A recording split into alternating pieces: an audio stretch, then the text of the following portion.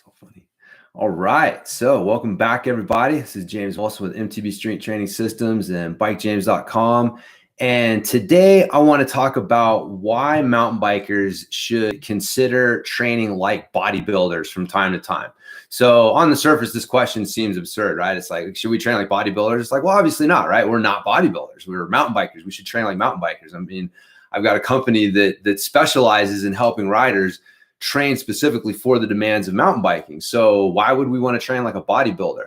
And so to explain my train of thought on this, just backtrack a little bit. So when I first started working out in the early 90s, I mean, I probably started lifting weights in the late 80s. I think I've been lifting weights for like 30 plus years. But everybody was a bodybuilder. Like that was it. Like if you lifted weights, lifting weights equaled bodybuilding. Strength training equaled bodybuilding. Like bodybuilding was it.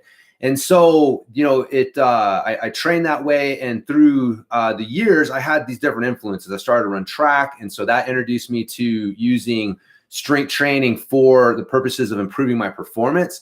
And I noticed that the stuff that I was doing in track was, definitely different than the bodybuilding stuff that I had been doing. And then I also got introduced to functional training actually pretty early on. I was lucky enough to have, T-Nation, Muscle Media 2000 before that. So these were some of the early media influences that brought functional training to the forefront and got us thinking about things like, oh, let's train, movement patterns instead of muscle groups. And that makes a lot of sense, right? If you're an athlete, training your hip hinge makes more sense than training your quote unquote hamstrings or something, right? And so functional training definitely had a lot of value. And you started to get the terms like, looks like Tarzan, plays like Jane, to describe what could end up being like a puffed up physique that really didn't perform very well. And again, if you look at professional bodybuilders, a lot of them, they're not super athletic, especially when they're really in shape, right? Like when they're ready for a bodybuilding contest, like that's all they're able to do is stand on that stage and pose. Like they're so close to death's door that they're really not very athletic and can't do much. So those physiques from a functional standpoint are almost worthless, right? Like taking your physique to that level at that point from a functional standpoint, like you're much less of an athlete than you would be. So again, on the surface, functional training has a lot of value, and I think that it does. And so, over the years, I've been a big voice for functional training for mountain biking, helping people to, understand like how the hip hinge relates to their body position on the bike and, all sorts of things that I've been doing since 2005 when I started my first, got my first website, going to help promote this stuff, because this was specifically what I wanted to help riders understand more, because I saw that a lot of the stuff that riders were doing, excuse me, at the time was basically bodybuilding bullshit in disguise. I remember going through Joe Friel's Mountain Biker's Training Bible when I first started riding. I got my first bike in 2000. So I started researching like, how do I get better at this? Because I knew from my track experience that strength training was going to be one of the fastest ways to help me improve with my sport. And so I started looking around like how do you train for mountain biking? What's the strength training tactics? And there really wasn't anything out there. And the few things that were, like I said, like Joe Friel's book, was bodybuilding bullshit in disguise. It was, let's do 3 sets of 10 on squats and leg press, or, and then leg curls and leg extensions. And that's a mountain biking workout. And it's like, I knew from my experience that wasn't the case, right? That there was more to how athletes train than lifting specifically like bodybuilders.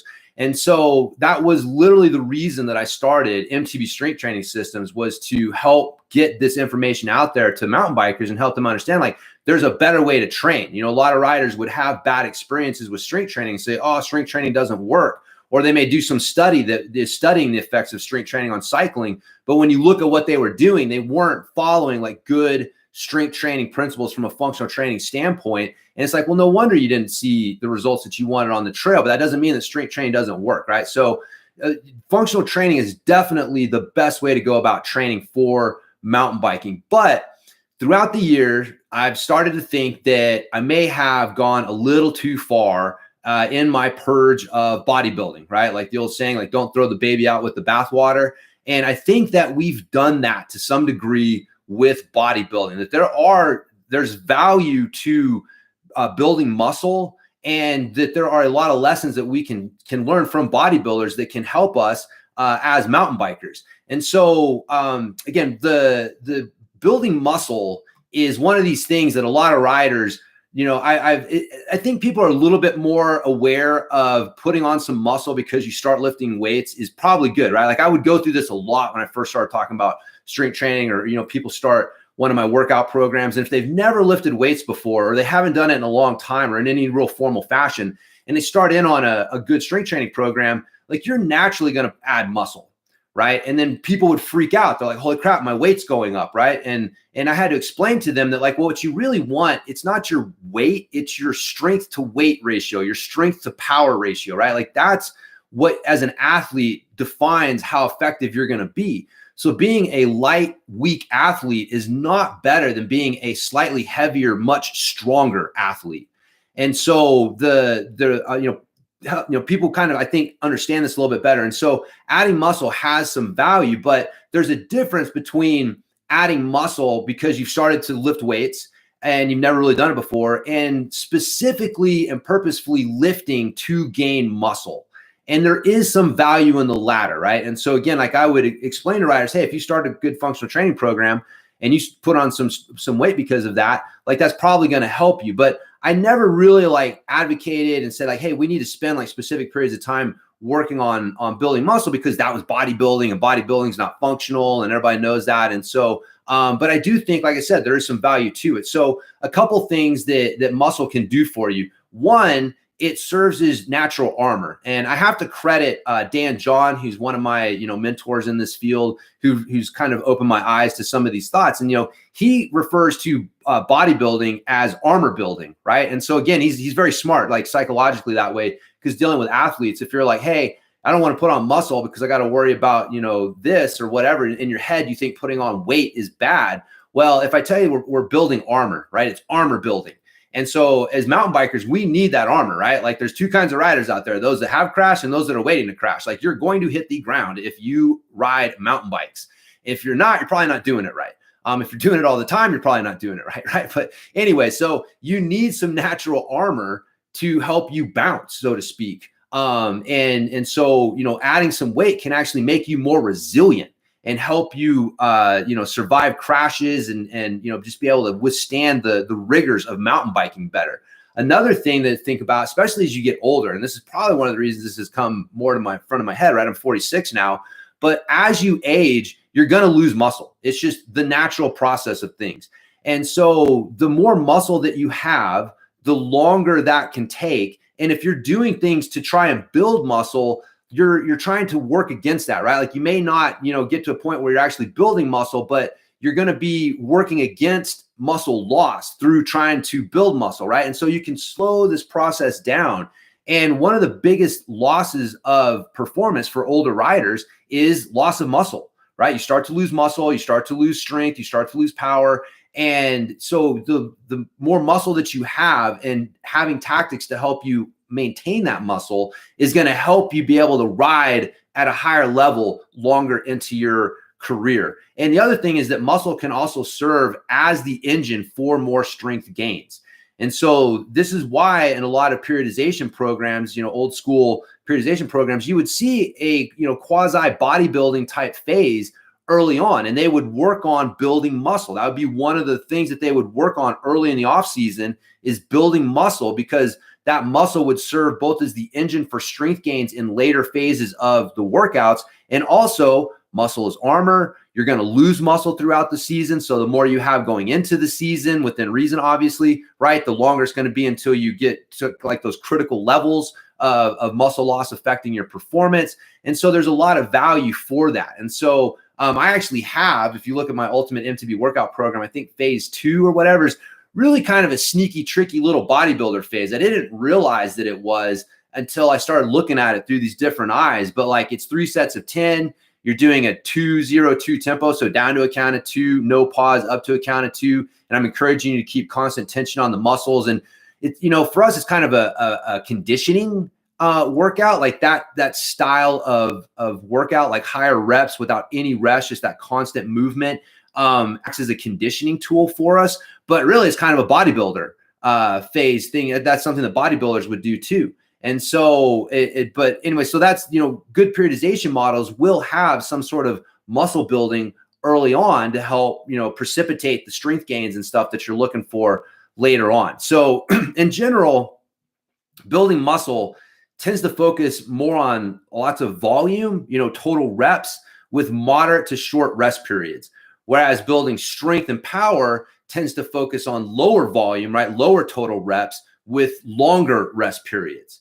And so if we're trying to build strength and power, we do that. And so the bulk of what you're going to find functional training programs tend to do is focus more on, some of these aspects. Again, you'll have functional training like CrossFit that turns stuff into a cardio workout. So you're doing exercises that are better done at lower reps with longer rest, like Olympic lifts that they are doing with high volume and short rest, right? So you can shove a freaking square peg into a round hole if you want. But in general, right, if we're just talking about in general, you're going to find these basic things, right? So I've actually got an article on my blog. Man, I cannot remember the name of it. I'll try and remember to link to it in the show notes here. But it talks about like this amount of volume equals this results, right? And so if you have a workout where you're doing 15 reps or less total for an exercise, right? So you're doing, 3 sets of 5 with the deadlift. That's going to stimulate more of a strength gain than a size gain, right? But then you could be doing 5 sets of 5 with the deadlift. Now you're doing 25 reps. And this is kind of straddling the middle between strength, which tends to be 10 to 15 reps or less, and volume or muscle building, which is, 30 to 40 reps or more, right? And so, but then you can also take those deadlifts and do 3 sets of 10. And now you've got 30 reps, or 3 sets of 12, you've got 36 reps. So same exercise, but if you look at the total reps that you're doing with that exercise, you can get an idea of what kind of change am I stimulating in my body with this amount of volume. And so with all that information, what you're looking for is 25 plus total reps, getting you into that muscle building zone. But 30 plus reps is going to be optimal for muscle building. So things like the tried and true 3 sets of 10, right? It's boring, but that's the original research strength training protocol that showed through science that this protocol builds muscle and strength. Right. And so it's yes, you need to do more than 3 sets of 10, but there's value to doing 3 sets of 10. 3 sets of 10 to 12 or 12 to 15 reps, 4 sets of 8, right? We're talking, 30, 16, 32 reps total with that, 10 by 3, right? This is actually one of my ones I really like for trying to build volume and muscle is, flip that, right? Instead of doing 3 sets of 10, do 10 sets of 3. So it's the same volume. You're doing 30 reps total, but you're going to be able to do more weight. And so you're going to be getting, in my experience, that 10 by 3 is a freaking super powerful. Again, I've got that in the ultimate MTB workout in one of the later phases, but I don't quite get to 10 by 3. I keep it to 8 by 3 because again, what the total volume, right? We're at that phase, we're trying to keep, not necessarily build muscle, but that volume, the way that you're able to build volume with lots of sets with low reps is another way to go about, creating a bodybuilder type stimulus, right? And so 5 sets of 5 is another tried and true one that kind of straddles that line between strength and muscle building. So these rep schemes are, again, tried and true bodybuilding rep schemes. And again, if you want to build muscle, nobody knows more about building muscle than bodybuilders. And so look at what are bodybuilders doing, and that's going to help give you an idea of what do I need to build muscle? Now, again, I still think that even with bodybuilding phases, looking at movement patterns, right? Still training press and pull and squat and hinge and these things, as opposed to reverting to more of an anatomy based training where you're doing chest and shoulders and hamstrings and quads. Right. So I think that there's still value to using that way of programming, but you're looking at building a lot of volume with these exercises. And so you can also do things like drop sets, right? Where you do your reps and you burn out and you can't do any more reps. And then you rack the weight and you grab a lower, set of dumbbells or kettlebells and you keep going. You do that 2 or 3 times.